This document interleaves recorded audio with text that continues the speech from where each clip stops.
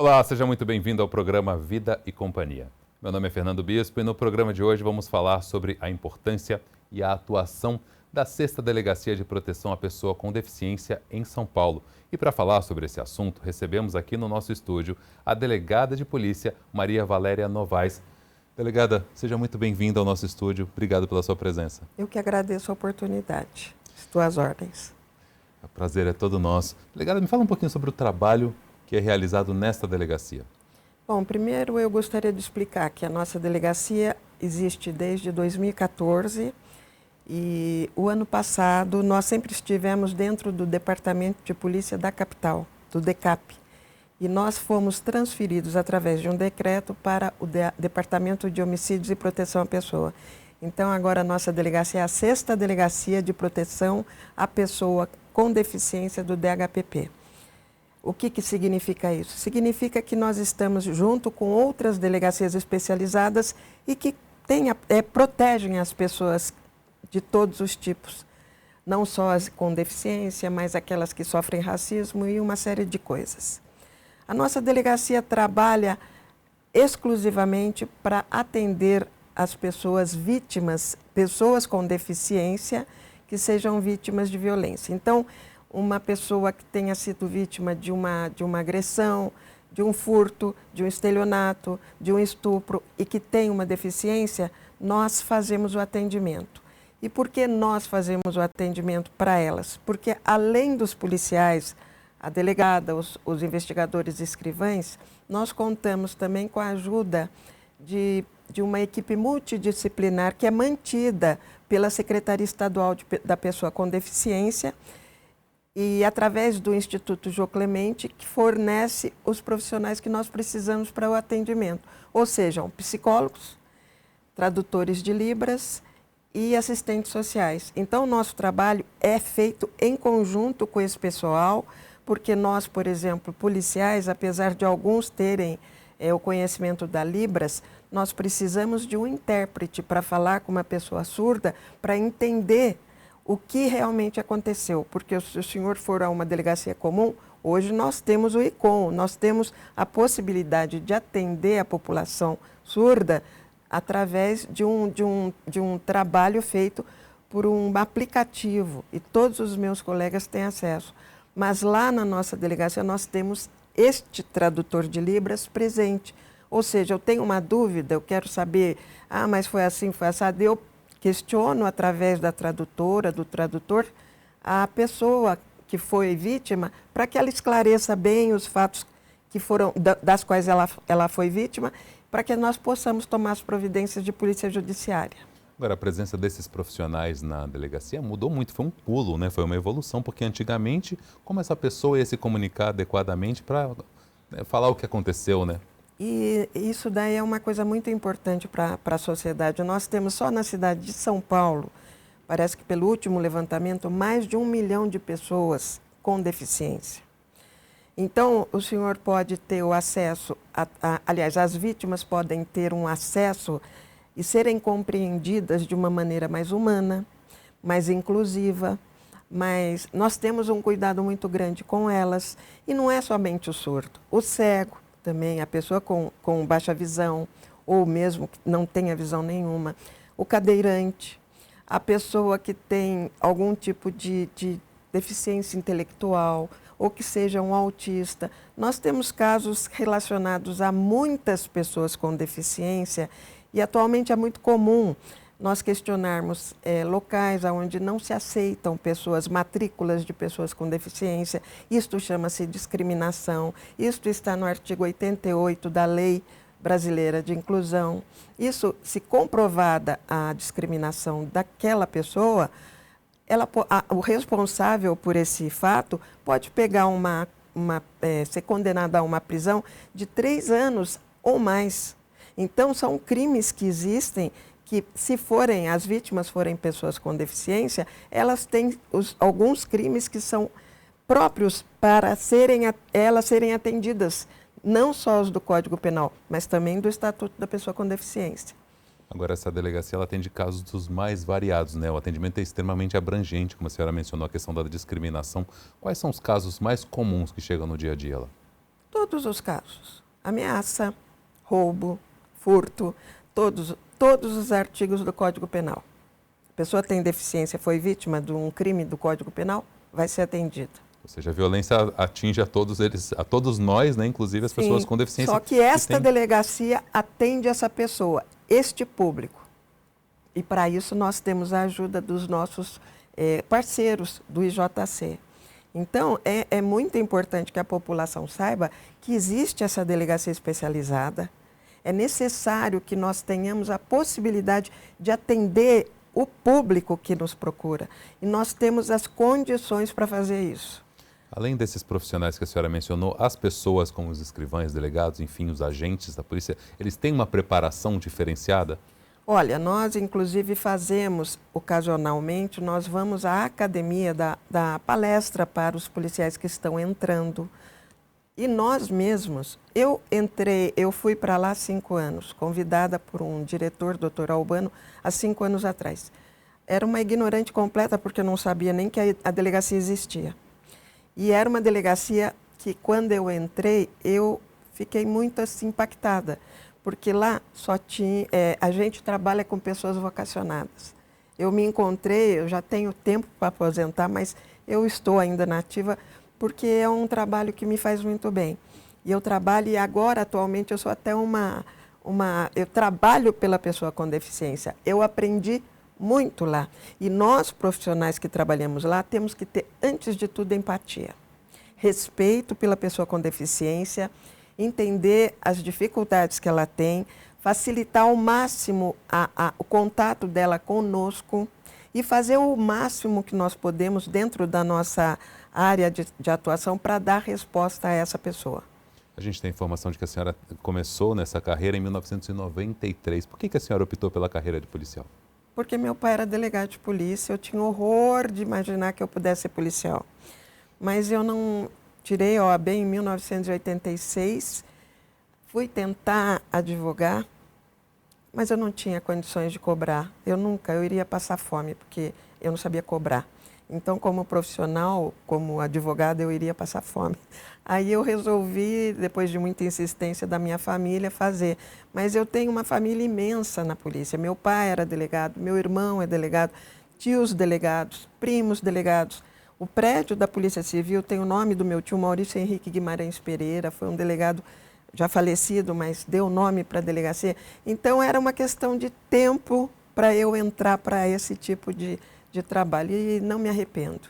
É um trabalho que me traz muito prazer em poder servir a sociedade, porque é um trabalho em que nós somos funcionários públicos, nós recebemos do Estado para representar o Estado. E meu salarinho mensal, eu fico muito feliz de recebê-lo e faço o possível para fazer com que seja muito bem pago o meu trabalho. Eu atendendo com dignidade, com respeito, com amor, com carinho, com tudo que eu puder, as pessoas que nos procuram. Não só nessa delegacia, antes também em outras delegacias. A senhora passou por outras diversas delegacias, mas essa é Eu estive na assessoria especial. policial aqui da Assembleia. Eu já estive na 3ª seccional, eu já trabalhei no DECAP, na diretoria do DECAP, trabalhei na 5ª DDM, na 1ª DDM, na 3ª DDM, já tenho no 34 DP, então eu tenho um pouquinho de conhecimento sobre a polícia. Quer dizer, além da família, né, que sempre que nós estamos juntos, nós trocamos ideia, mas eu tenho um pouquinho de conhecimento, a gente aos poucos vai tendo um pouquinho de conhecimento. O que é o mais gratificante da sua profissão? Olha, o mais gratificante é o senhor fazer valer a lei. Nós tivemos um caso semana passada em que um pai abusou de uma criança de 10 anos. Ele acabou se apresentando, nós tínhamos registrado o boletim de ocorrência, não foi um flagrante. Ele acabou se apresentando para nós, porque senão ele seria... sei lá, o que iria acontecer, porque morava numa quebrada. E nós instauramos o inquérito de imediato, ele já foi indiciado, nós pedimos a prisão, foi decretada a prisão dele, nós já juntamos o laudo da menina. E o senhor sabe, o gratificante é uma situação extremamente, nós ficamos das 6 horas da manhã até as 9 horas da noite com esse senhor, até ele ser encaminhado para um distrito. O mais gratificante é o senhor fazer o trabalho sem desrespeitar o criminoso, na minha visão. Desculpa. Sem desrespeitar o criminoso, porque nós não podemos descer ao nível dele. Ele é um ser humano como nós, errou e errou muito feio. Ele estuprou a própria filha. Então, minha satisfação é entregar esta pessoa para a justiça tomar conta. Mas entregá-lo completamente inteiro, porque ele tem que ter, inclusive, e na hora que eu fui me despedir dele, porque ele já ia sair, eu falei, olha, eu espero que o senhor... Porque eu não posso ser diferente, senão eu não poderia ser policial. Você está fazendo o seu papel ali, né? A sua parte é essa. Falei assim, eu lamento muito pela sua filha, lamento muito pela sua família, lamento muito pelo senhor. Mas agora o senhor vai ter que enfrentar a justiça. Mas aqui neste lugar onde nós estávamos, o senhor foi respeitado. Agora o senhor vai ter que enfrentar a justiça. Mas é uma situação, não é que eu fique gratificada com isso. Eu fico gratificada quando eu descubro, por exemplo, quem passou a perna, fez um estelionato contra uma pessoa que perdeu dinheiro. Eu fico feliz. Eu fico feliz quando eu descubro que tem uma pessoa que cuida de uma clínica para pessoas drogaditos ou pessoas com deficiência, que maltrata essas pessoas, e eu peço a prisão e o juiz concorda com a prisão. Isso me dá satisfação. Eu fico feliz quando eu quebro os valores, como é que fala? Quebro todo o sigilo fiscal de um bandido, e é uma coisa muito difícil, e eu consigo convencer o judiciário de que aquela atitude é necessária para que o meu trabalho, dos meus policiais, seja feito de uma maneira correta. Isso nos dá prazer. E o principal disso é a gente entregar para a justiça. O que vai acontecer depois, junto à denúncia ou não, ao julgamento ou não, isso já não nos compete. Mas o meu trabalho eu faço junto com os nossos policiais e eu procuro fazer da melhor maneira. Isso me dá satisfação. Eu posso ir para minha casa tranquilamente falar, foi mais um dia de trabalho bem feito, que eu digo, com a graça de Deus deu tudo certo. As pessoas normalmente reclamam da demora, né, do atendimento nas delegacias. A senhora mencionou agora que ficou o dia inteiro com essa pessoa. Como que funciona esse processo a partir do momento que esse criminoso chega na delegacia? Então, neste caso em particular, nós não fechamos a delegacia, nós continuamos atendendo o público, só que ele foi ouvido, foi indiciado, foi interrogado e nós demos continuidade. Então, eu tenho que levar ao judiciário o meu pedido para que ele seja preso, que ele fique preso. Eu pedi a preventiva e tive a temporária autorizada e também a preventiva por parte do Ministério Público. Agora, eu levei ao juiz, fizemos todo o arcabouço que nos competia, todas as provas, testemunhas ouvidas, exame de corpo de delito, juntamos todo esse trabalho e mandamos para o juiz. Houve um pouco de demora na resposta, porque eu imagino quantos pedidos de prisão são feitos por dia, né? E por isso nós ficamos até tarde, porque aí quando o senhor recebe está autorizado, vai ficar na temporária 30 dias, o senhor pega esse rapaz, mas tem que ter tem que levá-lo, tem que passar por exame de corpo de delito, ele tem uma série de procedimentos que para a gente poder entregá-lo com segurança num distrito, por exemplo, que ele foi. Mas independente disso, a demora, infelizmente, isso é muito comum nas delegacias, inclusive na nossa. Por quê? A nossa, por exemplo, quando o senhor atende uma pessoa com deficiência, o senhor a atende, mas o senhor não é um atendimento comum. O senhor não chega lá, faz o boletim de ocorrência, imprime e manda embora. Não. Nós precisamos do nosso pessoal, por exemplo, o tradutor de Libras. Ela vai traduzindo para nós o que acontece. Nós vamos fazer ter uma ideia do que aconteceu, se ela foi vítima de um estelionato, de qualquer outro tipo de crime, mas ouvindo. E aí, para que nós possamos lavrar o boletim de ocorrência, isso tem que estar muito bem esclarecido. Para fazer, por exemplo, a oitiva de uma pessoa, de uma testemunha, que seja surda, ela tem que ter um tradutor do lado. Para o senhor atender uma pessoa com deficiência intelectual, o senhor tem que ter um psicólogo ou mesmo assistente social. Para o senhor atender uma pessoa em surto psicótico, porque isso acontece, o senhor tem que ter o profissional ali. E tudo isso nós fazemos. Às vezes a nossa delegacia está cheia, mas não é por vontade própria, é justamente para dar a essas pessoas que estão lá o melhor tratamento. Funcionário sempre vai faltar, mas dentro do possível a gente faz e faz rapidamente, porque todo mundo se mexe na delegacia. Enquanto os investigadores estão fora, fazendo algum tipo de ordem de serviço, uma visita na casa, porque também nós temos as denúncias. Então, para o senhor ter uma ideia, nós pegamos denúncias anônimas ou denúncias que não sejam anônimas. Nós vamos até a casa da pessoa, acompanhado dos profissionais do JC, para ver, para confirmar se existe ou não, por exemplo, maus tratos, uma pessoa cadeirante ou uma pessoa que só fica na cama. Então, além disso, nós fazemos as visitas, nós vamos aos locais, nós fazemos ordem de serviço. Não é um trabalho, todas as delegacias fazem. O nosso tem um pouquinho mais de trabalho porque nós temos essa dificuldade de não poder apresentar uma resposta sem que tenhamos a convicção do que aconteceu. Quer ver toda uma investigação antes, mais precisa, mais minuciosa. Com muito cuidado, porque em algumas ocasiões, inclusive, nós sabemos, por exemplo, uma mãe chega na nossa delegacia e fala: meu filho autista não foi aceito na escola. Nós oficiamos a escola e pedimos, a princípio, uma informação. Intimamos o pessoal da escola. E em algumas ocasiões há uma falta de comunicação, porque há escolas que têm o espaço para as pessoas, para os alunos deficientes, com deficiência, mas não pode, por exemplo, botar numa sala 5, 6, 7, porque aquela criança que está ali, ela precisa ter uma pessoa de apoio.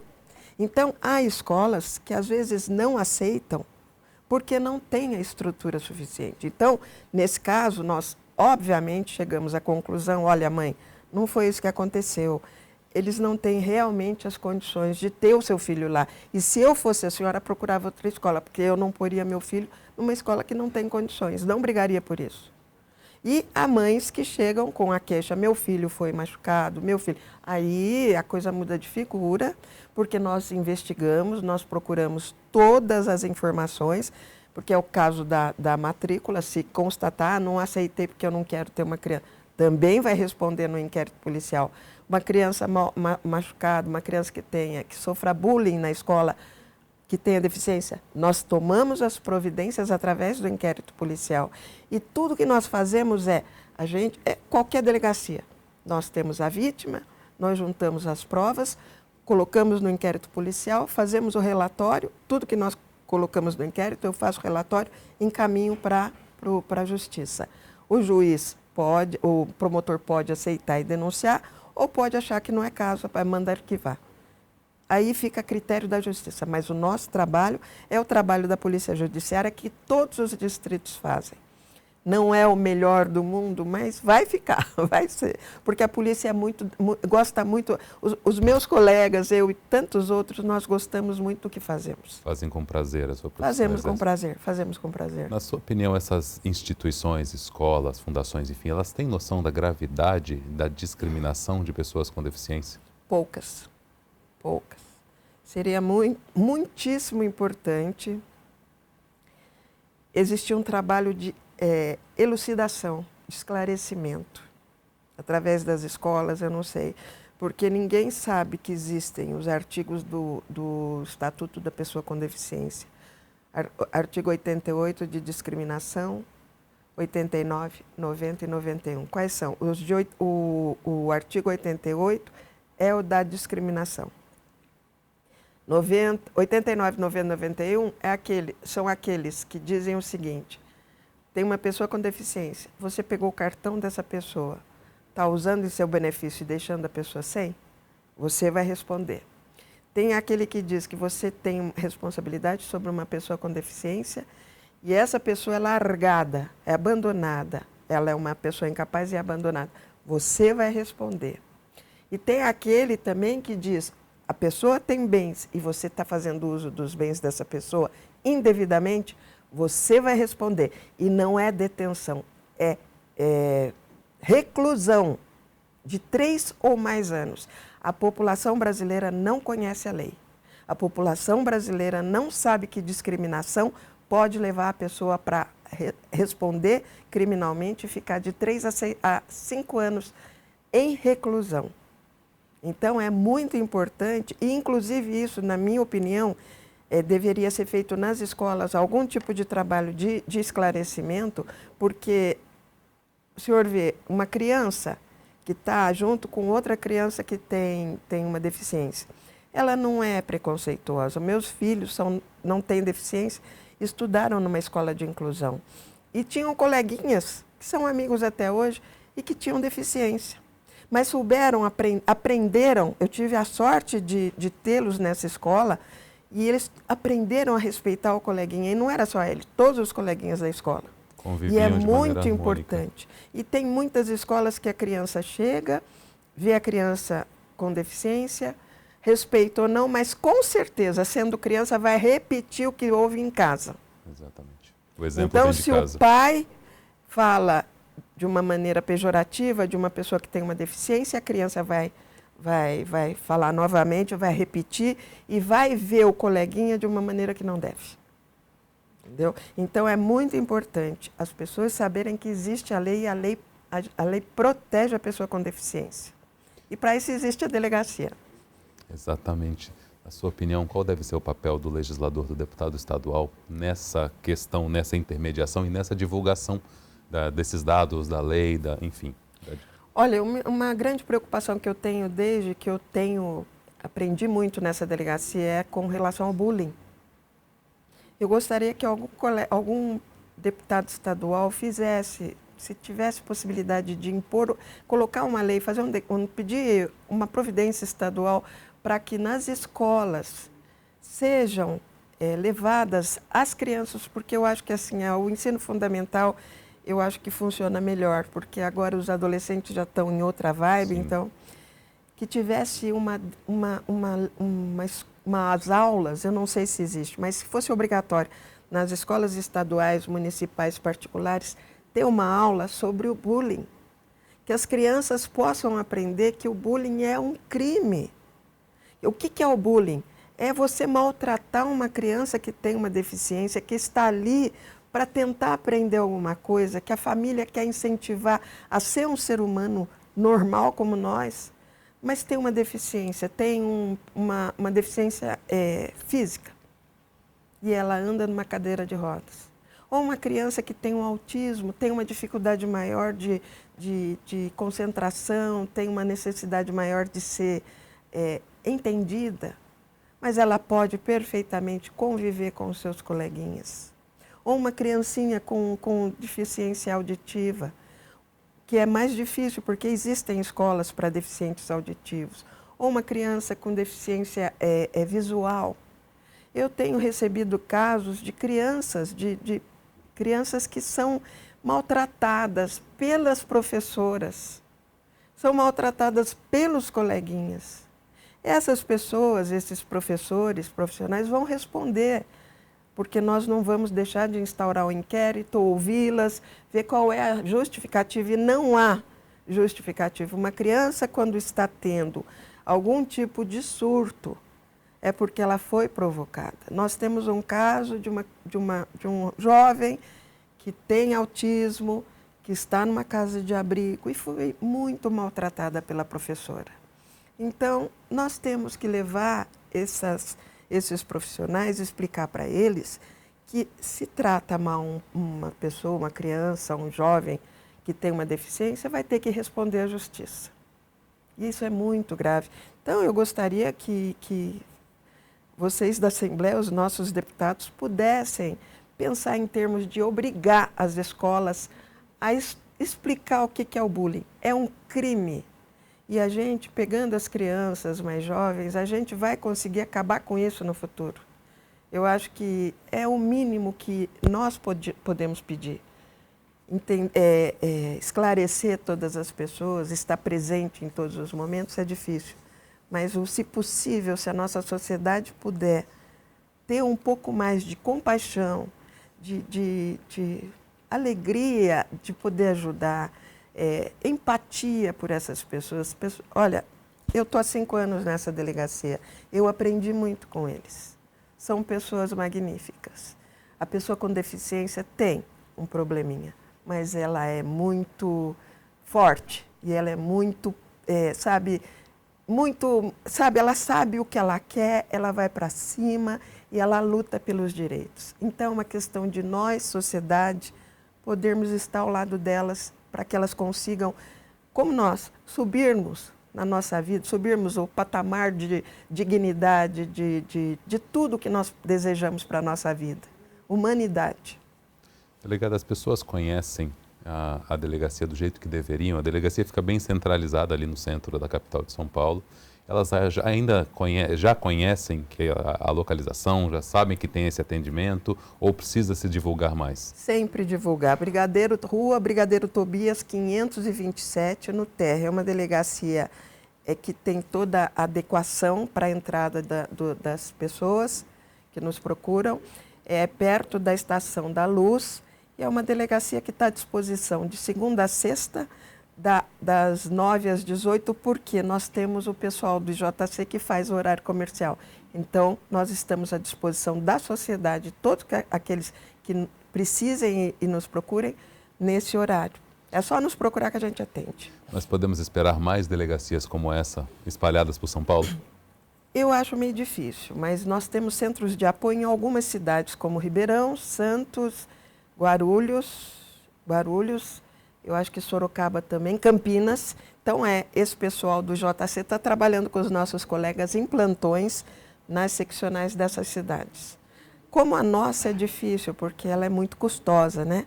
Mas eu acredito que num futuro que nós estejamos muito bem, quem sabe outras apareçam. Podemos esperar por mais delegacias como essa. Pelo menos nos estados, né? Delegada, você quer dar algum recado para quem nos assiste nesse momento, para quem saiba de alguma situação de violência, conheça alguém que esteja sofrendo? Quais dicas você daria para essa pessoa e qual conselho? Denunciem, denunciem. Disque 100, Disque 180, denunciem. Qualquer denúncia que os senhores façam, vai chegar numa delegacia. Denunciem, não permitam que nenhuma pessoa com deficiência sofra, não há necessidade. Nós estamos aqui para trabalhar e vamos trabalhar, mas denunciem. Se não chegar na nossa delegacia, vai chegar em outra. Delegada, eu conversei aqui com a delegada Maria Valéria Novaes, da 6ª Delegacia de Proteção à Pessoa com Deficiência. Muito obrigado pela sua presença aqui no nosso estúdio, foi um prazer. Obrigado eu e pela oportunidade. Obrigado, eu agradeço. Obrigada, viu? E o programa de hoje fica por aqui. A gente se vê no próximo. Até lá!